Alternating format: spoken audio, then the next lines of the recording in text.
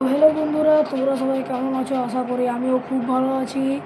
তো আজকে আমি ছত্রপতি মহারাজ শিবাজি ভাই, ওকে ভাই আমার দিল সে ভাই প্রণাম জানাই আমি নিজের ভাই ছত্রপতি শিবাজি। তো আমি আজকে আপনাদের তুলে ধরছি যে ছত্রপতি শিবাজি নিয়ে কী হয়েছিল, ওর ঘটনার মধ্যে বিভিন্ন ঘটনা আপনাকে বলতে যাচ্ছি। তো আপনি ভিডিওটা দেখুন ভালো করে।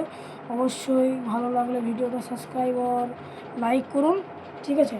তো আমি একে একে বলছি, আপনারা মন দিয়ে শুনুন। ছত্রপতি শিবাজি মহারাজ ছিলেন ভারতের ইতিহাসের এক মহান বীর এবং মারাঠা সাম্রাজ্যের প্রতিষ্ঠাতা। শৈশব থেকে তিনি সাহসী এবং দুর্ধর্ষ ছিলেন। তার জীবন থেকে অনুপ্রেরিত হয়ে বাংলা ভাষার তৈরি কিছু জনপ্রিয় গল্প নিচে দেওয়া হলো। দেখি আবার কী জনপ্রিয় গল্প শিবাজির কী আছে দেখি। চলো তোমরা। শিবাজির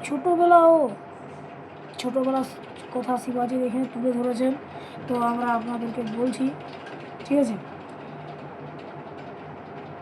শিবনেরি দুর্গে শিবাজির জন্ম। শিবনেরি দুর্গে শিবাজির জন্ম।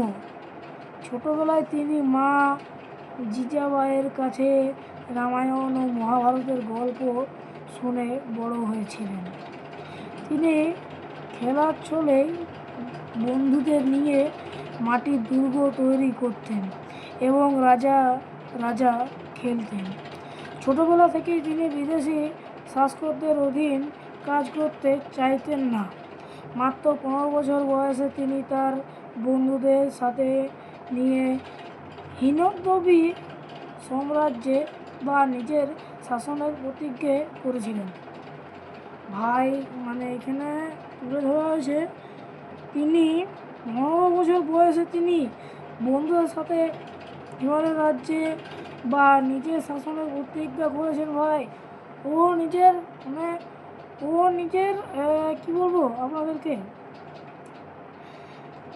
জিজা ভাইয়ের কাছে রামায়ণ শিখেছে, মাঠে আমাদের মতন মাঠে খেলতে জানি।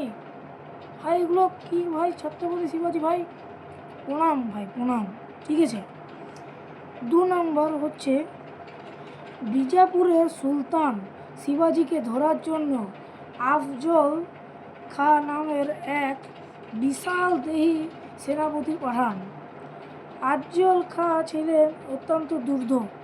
তিনি সন্ধির জান করে শিবাজিকে আলসিংহ করতে চেয়েছিলেন এবং সেই দুর্যোগ তাকে ছুরি দিয়ে হত্যা করতে চেয়েছিলেন।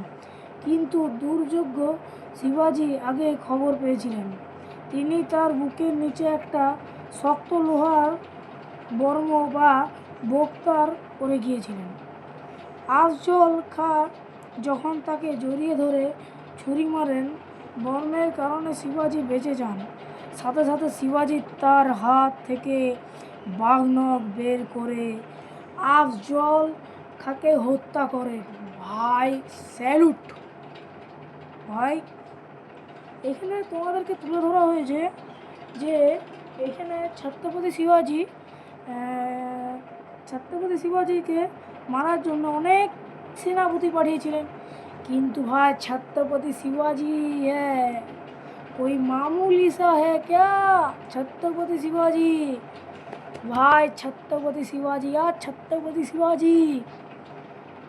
तो 3 नंबर में है, মুঘল সুবেদার সায়েদ খাঁ পুনের লালমহলে আস্তানা গেড়েছিলেন। শিবাজি মাত্র কয়েকজন সাহসী সৈনিক নিয়ে রাতে ছদ্মবেশে লালমহলে প্রবেশ করেন।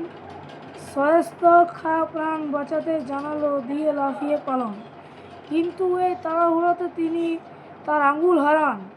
এই ঘটনা মুঘল বাহিনীকে চরম অপমানিত করেছিলেন। ভাই চরম অপমানিত, ওর আঙুল কেটে দেওয়া হয়েছিল, ওর চোখের যে 2টো গোল গোল ডিম হয় ওটা তুলে ধরেছিল। ভাই ছত্রপতি শিবাজিকে ভাই বহুত অত্যাচার করেছিল গাইজ, বহুত।